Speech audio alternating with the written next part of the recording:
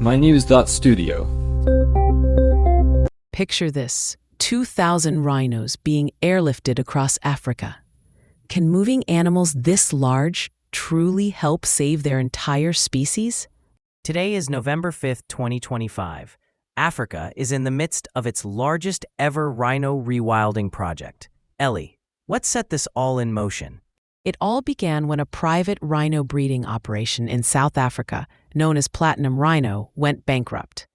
Suddenly, 2,000 southern white rhinos, about 15% of the entire remaining population, were at risk of being sold off at auction. That raised the threat of increased poaching and even losing valuable genetic diversity. Why didn't anyone step up to buy and protect the whole herd? Honestly, it came down to cost and complexity. Most buyers just couldn't keep the rhinos safe. That's when African Parks, a conservation nonprofit, intervened. They purchased every single rhino with the intention of rewilding them, not keeping them in captivity. So, what did the initial relocation look like? The first step was moving 70 rhinos from South Africa to Akagera National Park in Rwanda.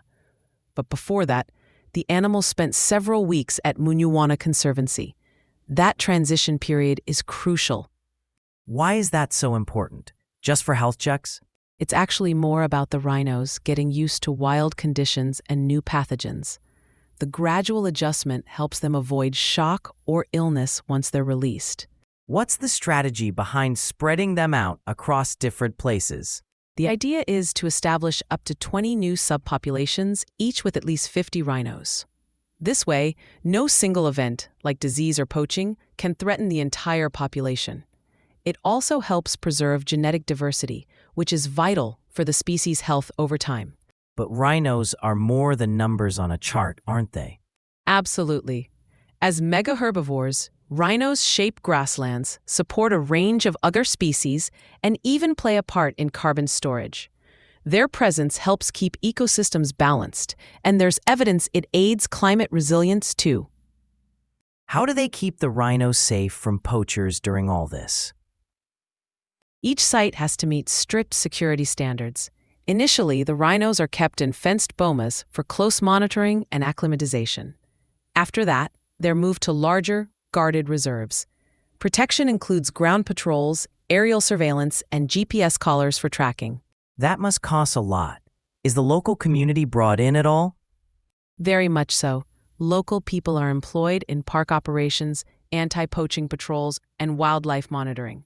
There's a direct benefit. As rhino tourism grows, more funds go into schools, clinics, and infrastructure. So when communities are engaged, poaching goes down? That's the idea. If people see tangible benefits from rhino conservation, they have a reason to protect them instead of poaching. Involving communities also helps secure long-term support for the project. Have there been difficulties moving so many animals at once in the past? Yes, past relocations have had problems, stress, losses during transport, even disease outbreaks. To reduce those risks here, they're doing thorough health checks, bringing in vets, and using a phased approach with initial boma acclimatization. Are there signs the rhinos are settling in well? So far, things look promising. In Akagera, earlier rhino introductions have led to steady population growth. The new arrivals are being closely monitored for health, but of course, risks like disease and poaching remain. Can the public get involved or help in any way? Definitely. Donors and ecotourists can support the effort, and some even get to observe parts of the relocation process. Opening things up like this brings more attention, more funding, and adds transparency. If we zoom out, what does this say about conservation efforts worldwide?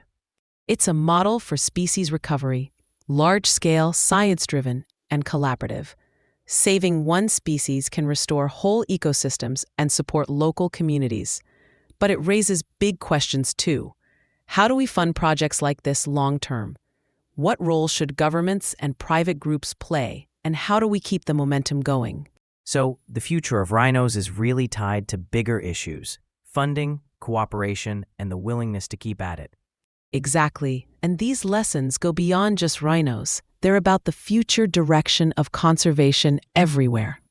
Today, We explored how 2,000 rhinos avoided disaster, the logistics of rewilding, and why local and global cooperation matter. The project isn't finished. Do you think it will set a lasting example?